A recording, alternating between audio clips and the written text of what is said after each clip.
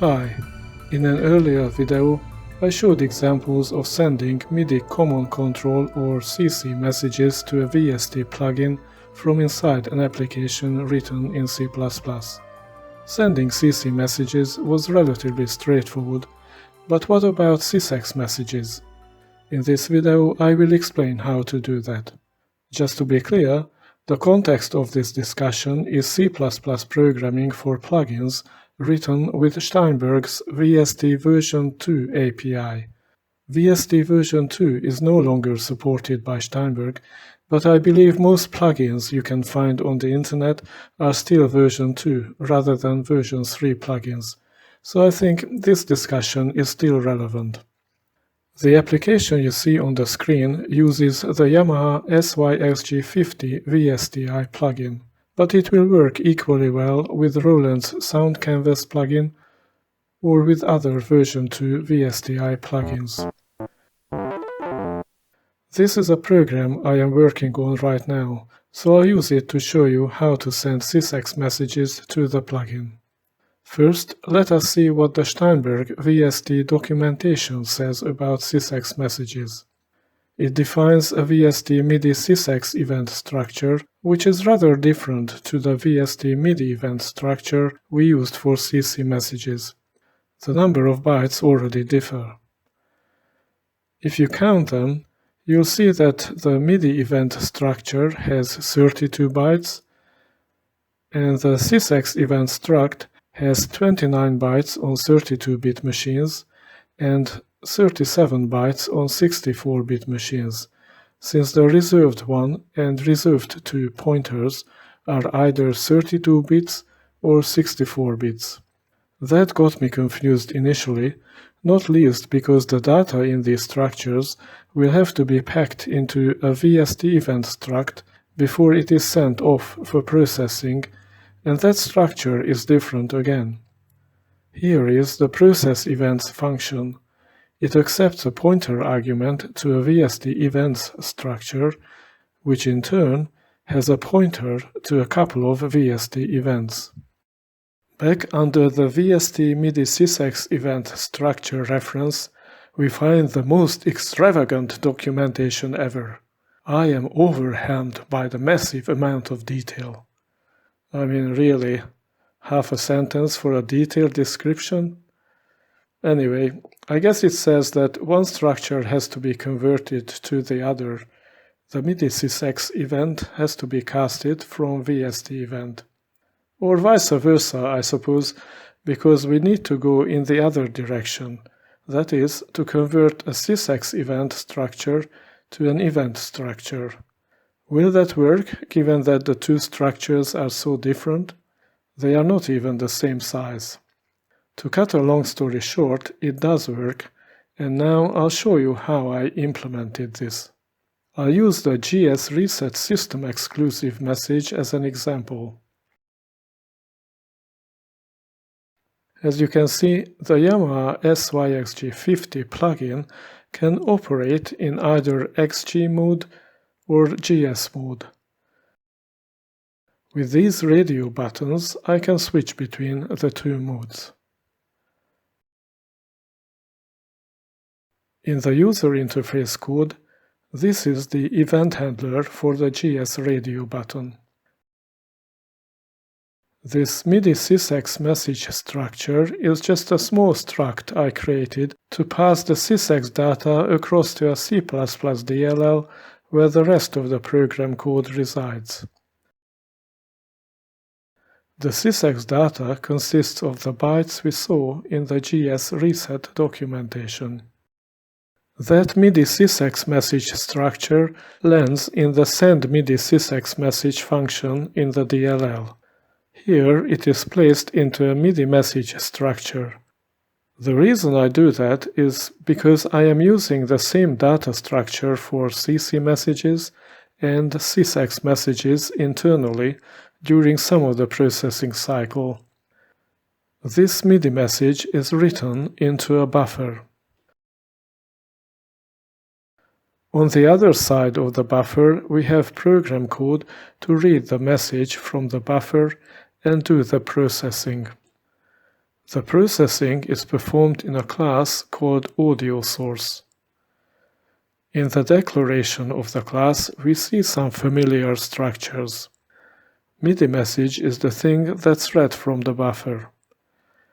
We saw VST MIDI event in the VST documentation, but we won't worry about it because that's for CC messages. Our data structure of interest is this VST MIDI SysEx event struct. Current SysEx event is an instance of that, and it will contain the SysEx currently being processed. The actual bytes of the SysEx data will be placed into this buffer, and in the VST MIDI SysEx event structure, there is a pointer to this buffer.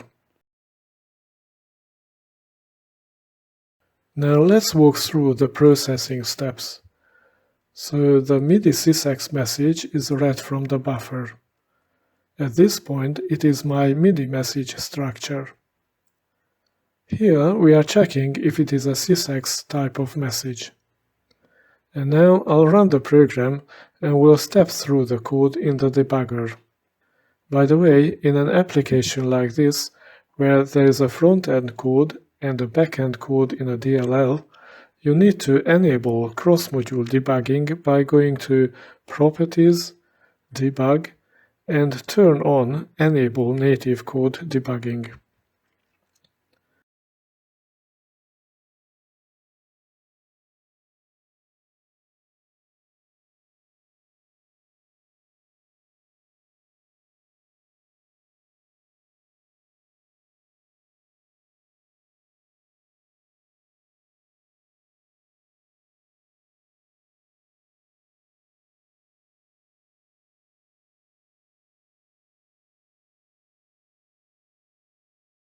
So here we are. In the watch window, you can see our VST MIDI SysEx event structure. The first thing we do is to update the dump bytes field. Here we go.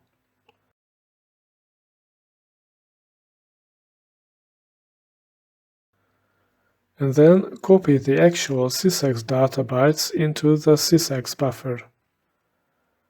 In this watch window, I have the SysEx buffer, and now the data are copied into it. Next, the address of the buffer is assigned to the SysEx dump field of the MIDI SysEx event structure.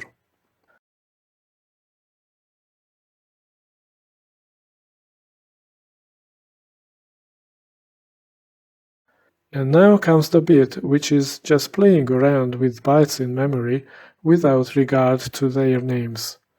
We are packing the bytes of VST MIDI SysEx event into a VST event structure. Here is the VST event, and let's go.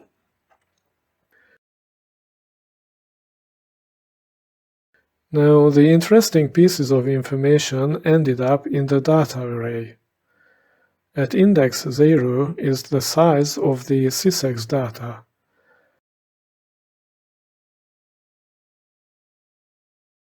And at indices 8, 9, 10, and 11 is the address of the data in the SysEx buffer. Now the VST event can be passed to the process MIDI events function in the plugin.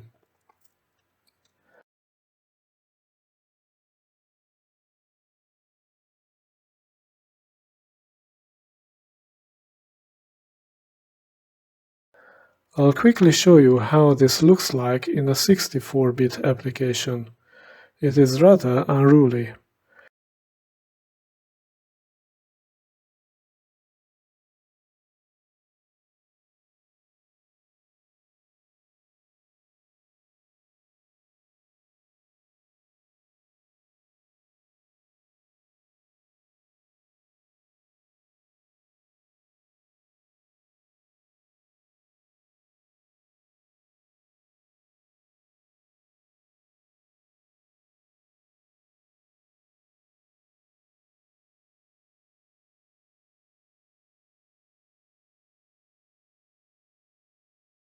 The byte count still ends up at index 0 in the data array. However, the buffer's address is nowhere to be seen.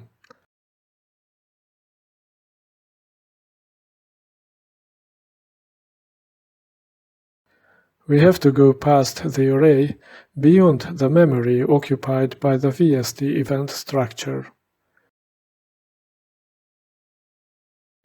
Here it is.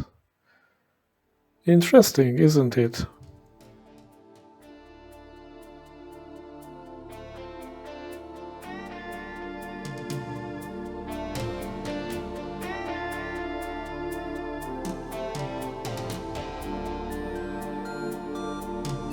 So there you have it. This is how you send a SysEx event to a VST2 plugin. In the next video, I'll demonstrate some further enhancements to this VST plugin host program of mine. Bye for now.